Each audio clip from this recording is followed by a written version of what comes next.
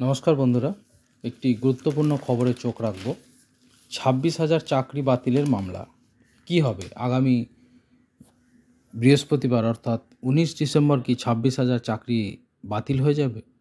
26,000 বাড়ির পরিবারে কি অন্ধকার নেমে আসবে? এই সংক্রান্ত গুরুত্বপূর্ণ খবরটি কিন্তু চোখ রাখব। আজ দেশের সর্বভারতীয় সমস্ত প্রায় দৈনিক পত্রিকায় খবরটি অত্যন্ত গুরুত্ব দিয়ে ছাপা হয়েছে।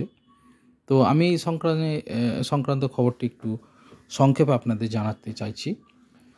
রাজ্যে 26,000 শিক্ষক ও শিক্ষাকর্মীর চাকরি বাতিলের মামলার শুনানি পিছিয়ে গেল সুপ্রিম কোর্টে।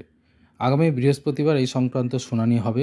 মাননীয় প্রধান বিচারপতি সঞ্জীব খান্না জানিয়েছেন, 19 ডিসেম্বর প্রথম পর্বে শুনানি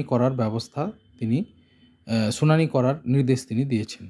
উল্লেখ করা যায়, কলকাতা হাইকোর্ট চাকরি বাতিল করে দেয় 26,000 শিক্ষক ও শিক্ষাকর্মীর।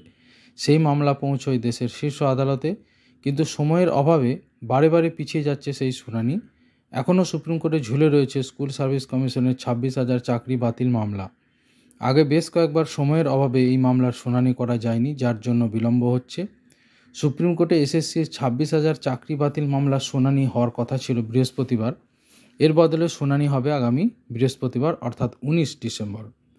মামলাটি 19 ডিসেম্বর সকাল 10:30টায় 1 নম্বর সিরিয়ালে রাখার নির্দেশ দিয়েছেন মাননীয় প্রধান বিচারপতি সঞ্জীব খান্না মহাশয়। মাত্র 3.5 মিনিটের শুনানির সময় প্রধান বিচারপতি এই নির্দেশ দিয়েছেন। এখন আগামী সপ্তাহে শীর্ষ আদালত এই জীবন জীবিকার সঙ্গে জড়িয়ে থাকা গুরুত্বপূর্ণ মামলা নিয়ে কী পর্যবেক্ষণ তুলে ধরেন, সেদিকেই তাকিয়ে আছেন 26,000 শিক্ষক ও শিক্ষাকর্মী পরিবার।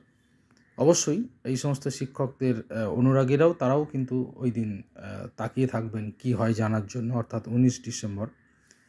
গত এপ্রিল মাসে 2016 সালে এসএসসির নিয়োগ প্রক্রিয়ায় প্যানেল বাতিল করে দেয় কলকাতা হাইকোর্ট। বিচারপতি দেবাংশু বসক এবং বিচারপতি মোহাম্মদ সব্বর রশিদির ডিভিশন বেঞ্চ এই রায় দিয়েছেন, যার জন্য 25,753 জন শিক্ষক ও শিক্ষাকর্মীর চাকরি চলে যায়। এই রায়কে চ্যালেঞ্জ করে 48 ঘন্টার মধ্যে সুপ্রিম কোর্টে যায় রাজ্য সরকার। শীর্ষ আদালতের দ্বারস্থ হন চাকরিহারাদের একাংশও।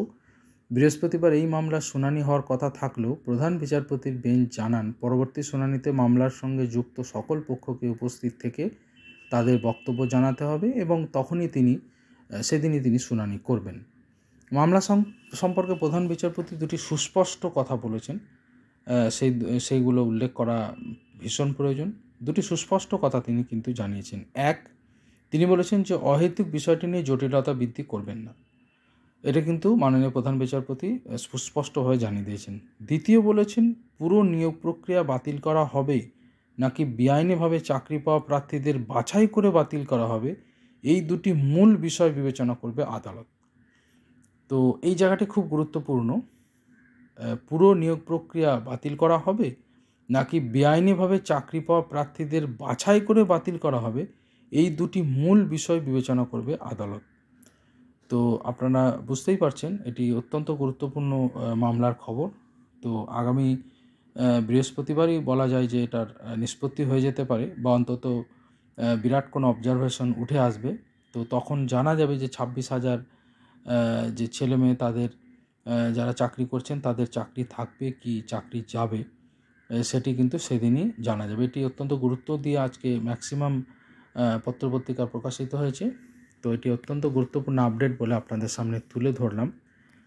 আপনারা অবশ্যই চ্যানেলটি সাবস্ক্রাইব করে নিন এবং চাকরি নিয়োগ সংক্রান্ত যে কোনো খবরাখবরের জন্য কিন্তু এই চ্যানেলে নজর রাখুন।